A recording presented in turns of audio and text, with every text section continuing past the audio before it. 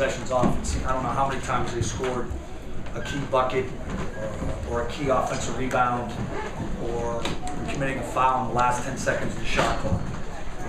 But we didn't seem to be able to finish off possessions defensively. And when we got close, we got in our own way, whether it was with poor decisions with the basketball, poor decisions in closeouts. The result is a loss.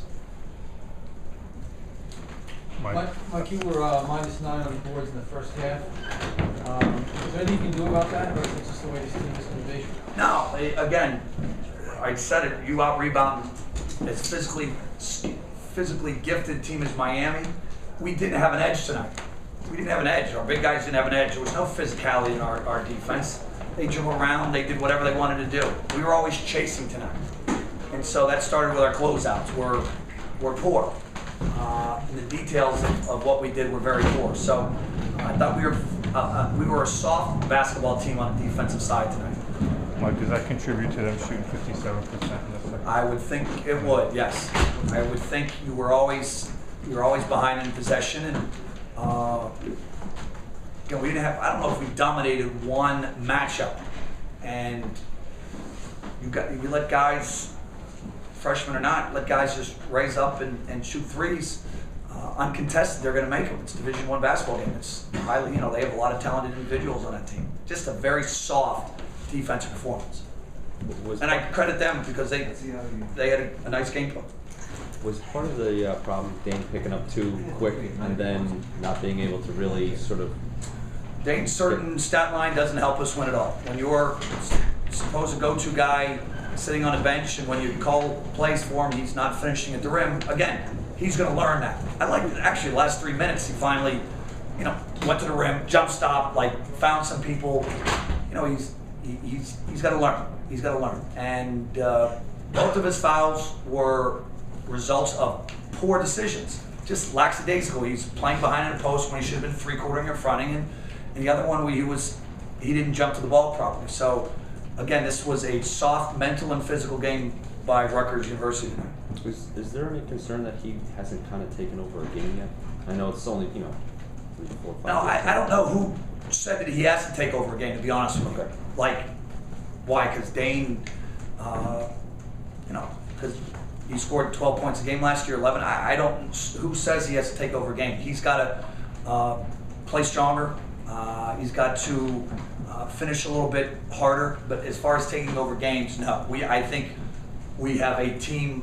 We're a team this year. I don't think we have a guy that you could just say, go give me 30, go give me 20. Like the free throw shooting. I know it's not. I'm firing a free throw shooting coach.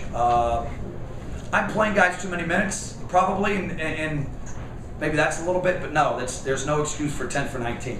On the road, you have to make free throws. You have to do little things. We don't seem to be doing the little things right now on the road or on home free throw shooting. You're right. Something we'll get better at. Believe me, we'll get better at. Mike, earlier in the week you talked about coaching against Phil. What was it like now that it's finished? Wasn't very good. I got an L. So again, it's one of those things where he's done so much for me that he's such a big part of my life. Especially with his son coaching. How much respect I have for him in the St. Joe's program. Again, when the ball goes up, I could care less who it is. I want to win, and just it's not a good feeling when you take an L. I don't care who's on the other side. You have 2 more questions. What do you have to do to get Jonathan going a little earlier in games? That's an interesting question. When you have Jonathan and Dane not producing, you're going to put pressure on your defense to stop. Actually, when we were down 6 with those two laying an egg, I was kind of happy. We'll work it out. We got to figure out again, make him get aggressive. Seems like when he makes his first shot, when he makes, he's into the game early, he stays hot a little quicker. But that's, again, you can't control what happens. You can control how you respond. Defend better, rebound better, get yourself into the game. You said a little bit of soft on defense. Was part of that also you couldn't account for the speed of Galloway and Jones, and it seemed like there were a couple possessions that they would just take it, and there was no. It dropped their head Yeah. and they just, they attacked our feet. I don't mind getting beat. I want to